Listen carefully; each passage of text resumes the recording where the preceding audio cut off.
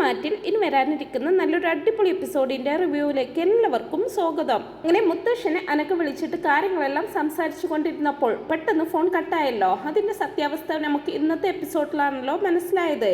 അന്ന് കാര്യങ്ങളൊക്കെ പറയുന്നതിനിടയ്ക്ക് അനഘയ്ക്ക് എന്തെങ്കിലും സംഭവിച്ചോ, ഇനി ഫോണിന് എന്തെങ്കിലും പറ്റിയോ എന്നൊക്കെ ആയിരുന്നല്ലോ നമ്മളൊക്കെ കരുതിയിരുന്നത്.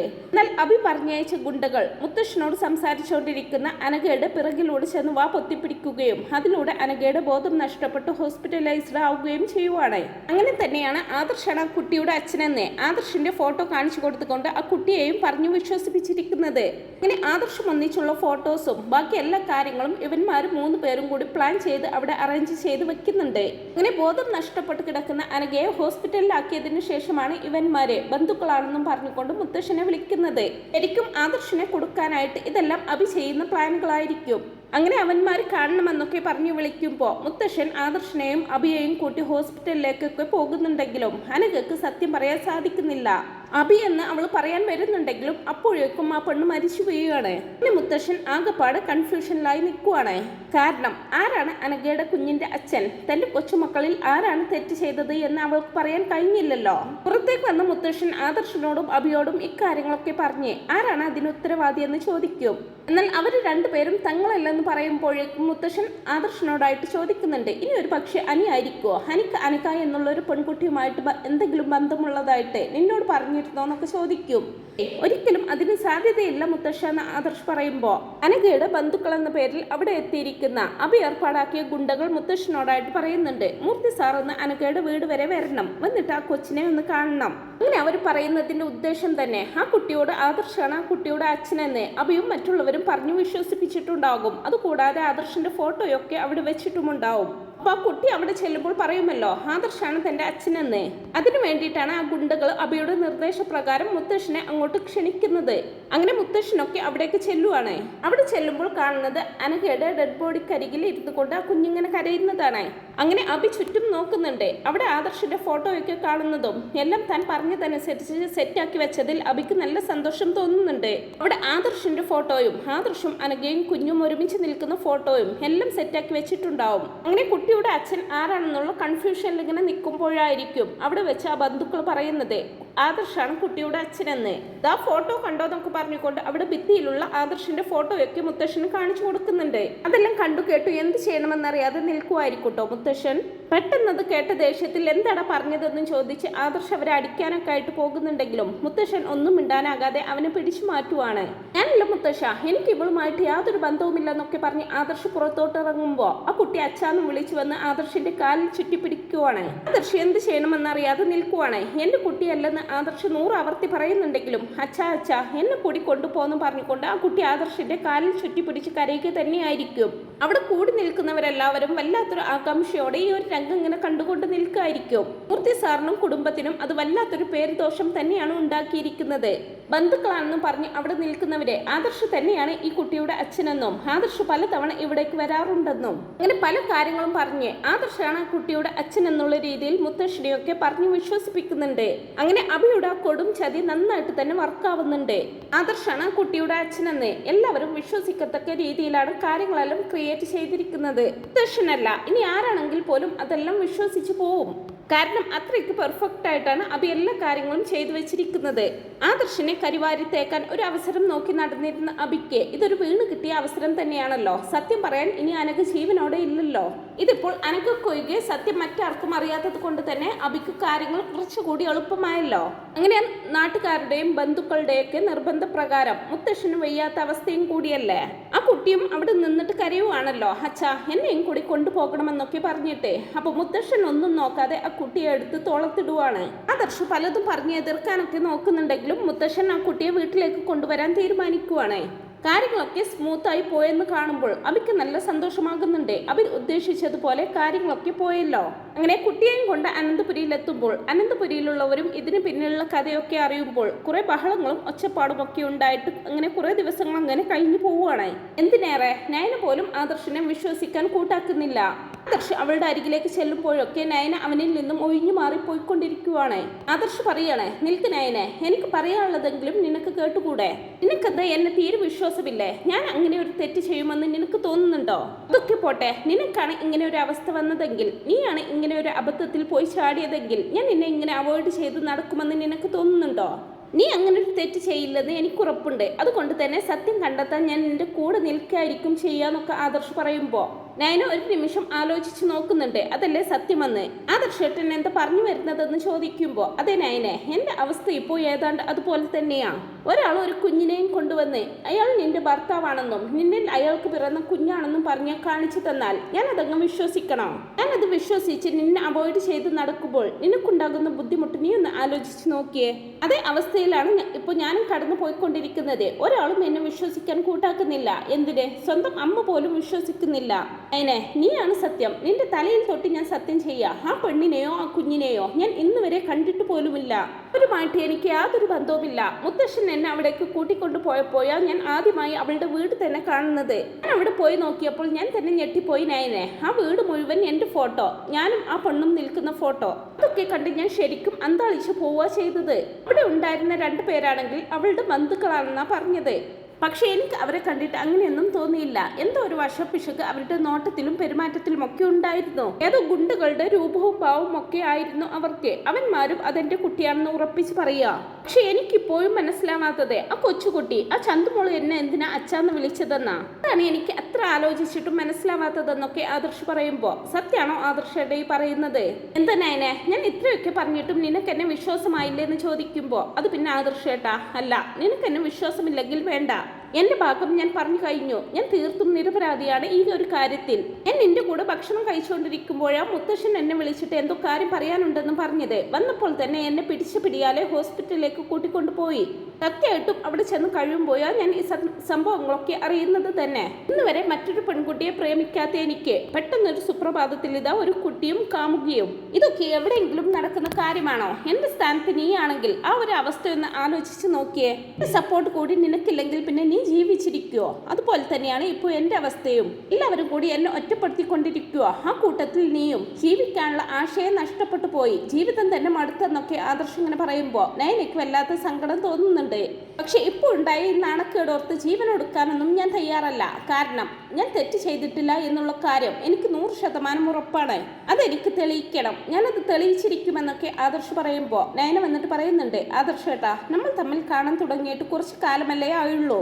അതുകൊണ്ടാണ് ഞാനും അത് കേട്ടപ്പോൾ പെട്ടെന്ന് വിശ്വസിച്ച് പോയത്. അതിനു മുമ്പ് ആദർശേട്ടൻ എങ്ങനെയുള്ള ആളാണെന്നോ എവിടെയുള്ള ആളാണെന്നോ ഒന്നും എനിക്കറിയില്ലായിരുന്നല്ലോ എന്നെല്ലാം പറയുമ്പോൾ നയനെ, ഞാൻ ഈ ജീവിതത്തിൽ മറ്റൊരു തെറ്റും ചെയ്യാൻ പോയിട്ടില്ല. മുന്നിൽ എപ്പോഴും ഒറ്റ ലക്ഷ്യമേ ഉണ്ടായിരുന്നുള്ളൂ, നമ്മുടെ കമ്പനിയുടെ വളർച്ച, എൻ്റെ കുടുംബം, സമൂഹത്തിന് മുമ്പിലുള്ള ഞങ്ങളുടെ പേര്. അതൊക്കെയായിരുന്നു എൻ്റെ എപ്പോഴത്തെയും ലക്ഷ്യം. അതിനിടയ്ക്ക് എൻ്റെ ഭാഗത്ത് നിന്ന് ഒരു ദുശ്ശീലമോ ഒരു മോശം പ്രവൃത്തിയോ ഉണ്ടായിട്ടില്ല. എനിക്ക് അഭിയെ നല്ല സംശയമുണ്ട്. ഇത് അഭിയുടെ കുട്ടി തന്നെ ആവാനാ ചാൻസ്. എന്താ ആദർശേട്ട അങ്ങനെ പറയുന്നതെന്ന് ചോദിക്കുമ്പോൾ കാരണം നിനക്കറിയില്ലേ, അവനല്ലേ പല പെൺകുട്ടികളുമായിട്ടും അടുപ്പമുള്ളത്. മാത്രമല്ല അന്ന് ഹോസ്പിറ്റലിലേക്ക് മുത്തശ്ശൻ ഞങ്ങളെ 2 പേരെയും കൂട്ടിക്കൊണ്ടു പോയപ്പോൾ അവന്റെ മുഖത്ത് വല്ലാത്തൊരു ടെൻഷൻ ഉണ്ടായിരുന്നു. പിന്നെ നീ ഒന്ന് ആലോചിച്ച് നോക്കിയേ, ഈ പ്രശ്നങ്ങളൊക്കെ ഉണ്ടാവുന്നതിന്റെ കുറച്ചു മുമ്പല്ലേ അവൻ നവ്യയുമായിട്ട് അടുത്തു തുടങ്ങിയത്. എനിക്കറിയാലോ അവന്റെ സ്വഭാവം. എന്തെങ്കിലും കള്ളത്തരം ചെയ്തിട്ട് അത് പിടിക്കപ്പെടും എന്നുള്ള അവസ്ഥയിൽ എത്തുമ്പോഴാണല്ലോ അവൻ ഇങ്ങനെ ഓരോ ഉടായിപ്പുമായിട്ട് ഇറങ്ങുന്നത്. അങ്ങനെ പല സംഭവങ്ങളും അവന്റെ ഭാഗത്ത് നിന്നുണ്ടായിട്ടുണ്ട്.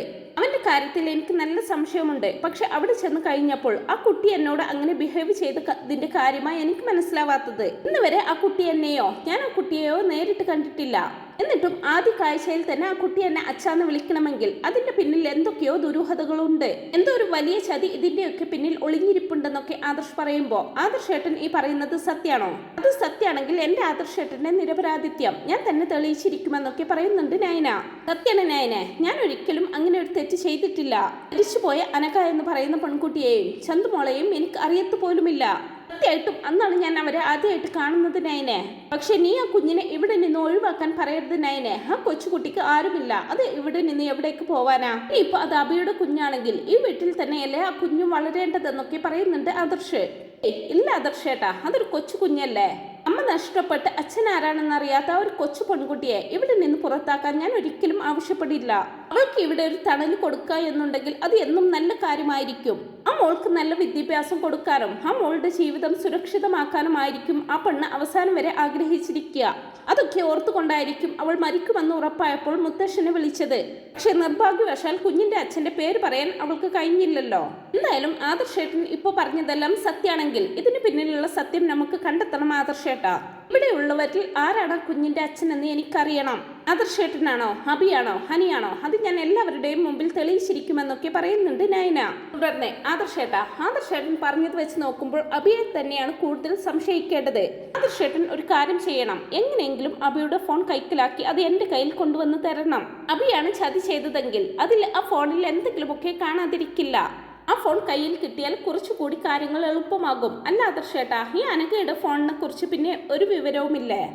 അവളുടെ സ്വന്തം ഫോണിൽ നിന്നാണല്ലോ മുത്തശ്ശനെ വിളിച്ചിരിക്കുന്നത്. ആ ഫോൺ എവിടെ പോയി എന്നൊക്കെ ചോദിക്കുമ്പോ ഇല്ല നയനെ, അവളുടെ ആ ഫോൺ പിന്നീട് ആരും കണ്ടിട്ടില്ലെന്നാ തോന്നുന്നത്. അവളുടെ ആ ഫോൺ എവിടെയാണെന്നോ എന്തായി പോയെന്നോ ആർക്കും അറിയില്ല.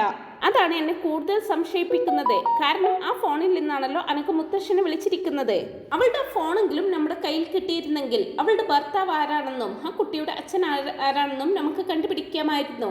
പക്ഷെ അത് മിസ്സായി പോയതാണ് വല്ലാത്തൊരു അത്ഭുതം. ഇത് മാത്രമല്ല, അവളുടെ വീട്ടിൽ നിന്നും മറ്റൊരു തരത്തിലുള്ള തെളിവുകളും നമുക്ക് കിട്ടിയിട്ടില്ല. പറഞ്ഞല്ലോ, ഞാൻ പോലീസിനെ കൊണ്ടുപോലും അവിടെ അന്വേഷിപ്പിച്ചതാ. പക്ഷെ ഒരു തരത്തിലുള്ള തെളിവുകളും അവിടെ നിന്ന് കിട്ടിയിട്ടില്ല. അവരുടെ ബന്ധുക്കൾ എന്ന് പറയാനായിട്ടും ആരുമില്ല. കുറെയൊക്കെ അന്വേഷിച്ചു. അന്വേഷണത്തിലൊക്കെ പറയുന്നത് മൂർത്തി സാറിന്റെ കൊച്ചുമകനുമായിട്ട് പ്രണയത്തിലായിരുന്നെന്നും അവൻ ഉപേക്ഷിച്ചപ്പോൾ 3-4 വർഷം മുമ്പേ ഗൾഫിലേക്ക് പോയതായിരുന്നെന്നും അവിടെ വെച്ചാണ് ചന്തുമോളെ പ്രസവിച്ചതത്രേ. പിന്നീട് അവൾക്ക് അസുഖം കൂടുതലായപ്പോൾ കുഞ്ഞിന്റെ ഭാവി സുരക്ഷിതമാക്കാനാണ് അവൾ നാട്ടിലേക്ക് വന്നത്. അതായത് കുഞ്ഞിന്റെ അച്ഛനെ ഏൽപ്പിക്കാൻ. പക്ഷെ ആ കുഞ്ഞിന്റെ അച്ഛൻ ആരാണെന്ന് മാത്രം ആർക്കും അറിയില്ല. മൂർത്തി സാറിന്റെ കൊച്ചുമകനാണെന്ന് മാത്രമേ എല്ലാവർക്കും അറിയുള്ളൂ എന്നൊക്കെ പറയുവാണ്. അപ്പൊ ഇത് ഇപ്പോഴൊന്നും നടന്ന കേസല്ല, 3.5 വർഷം മുമ്പ് നടന്ന കേസാണ്. സമയത്ത് അഭി എവിടെയായിരുന്നെന്നും എന്തെടുക്കുകയായിരുന്നു എന്നുമൊക്കെ ഒന്ന് അന്വേഷിച്ചറിയണം. അന്നേരം നയന പറയുന്നുണ്ട്, അഭിയെക്കുറിച്ച് മാത്രമല്ല ആദർശേട്ടാ, ഹനിയെക്കുറിച്ചും അന്വേഷിക്കണം. എന്തായാലും ആദർശേട്ടൻ ഇപ്പൊ ഞാൻ പറഞ്ഞതൊന്ന് ചെയ്യാൻ പറ്റുമോ എന്ന് നോക്ക്. അഭിയുടെ ഫോൺ എങ്ങനെയെങ്കിലും കൈക്കലാക്കാൻ പറ്റുമോ എന്ന് നോക്ക്. അത് കിട്ടിയാൽ ഉടനെ തന്നെ എന്റെ കയ്യിൽ കൊണ്ടുവന്ന് തരണമെന്നൊക്കെ പറയുന്നുണ്ട് നയന. അഭി കുളിക്കാൻ കയറിയ തക്കം നോക്കി അഭിയുടെ ഫോൺ എടുത്ത് ആദർശ് നയനയ്ക്ക് കൊണ്ടുവന്ന് കൊടുക്കുന്നുണ്ട്. ആ ഫോൺ കയ്യിൽ കിട്ടുന്നതും ലോക്കൊക്കെ മാറ്റി ആദർശും നയനയും കൂടി ഫോൺ അരിച്ചു പൊറുക്കുന്നുണ്ട്. എന്നിരിക്കുന്ന മെസ്സേജസും കോൾസും ഒക്കെ പരിശോധിക്കുന്നുണ്ടെങ്കിലും അനഘ എന്നുള്ളൊരു പേര് മാത്രം അതിൽ കാണുന്നില്ല. അവളും ഒന്നിച്ചുള്ള ഫോട്ടോസോ അല്ലെങ്കിൽ പ്രതീക്ഷയ്ക്ക് വകയുള്ള ഒന്നും തന്നെ അതിൽ നിന്നും കിട്ടുന്നില്ല. അപ്പോഴേക്കും വാഷ്റൂമിൽ നിന്നും വരുന്ന അഭി ഇത് കാണുന്നുണ്ട്. ഇവർ തന്റെ ഫോണിൽ സെർച്ച് ചെയ്യുന്നത് കേട്ടോ.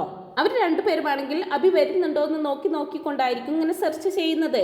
പക്ഷെ അഭി ആരാ മോനെ? അങ്ങനെ ഒരു പ്രശ്നം ഉണ്ടായിരുന്ന സമയത്ത് തന്നെ തെളിവിന് ആവശ്യമായിട്ടുള്ള എന്തെങ്കിലും തന്റെ ഫോണിലുണ്ടായതൊക്കെ ഡിലീറ്റ് ചെയ്തിട്ടുണ്ടാവും. അതുകൊണ്ട് തന്നെ അവർക്കൊരു തെളിവുകളും അതിൽ നിന്നും കിട്ടുന്നില്ല.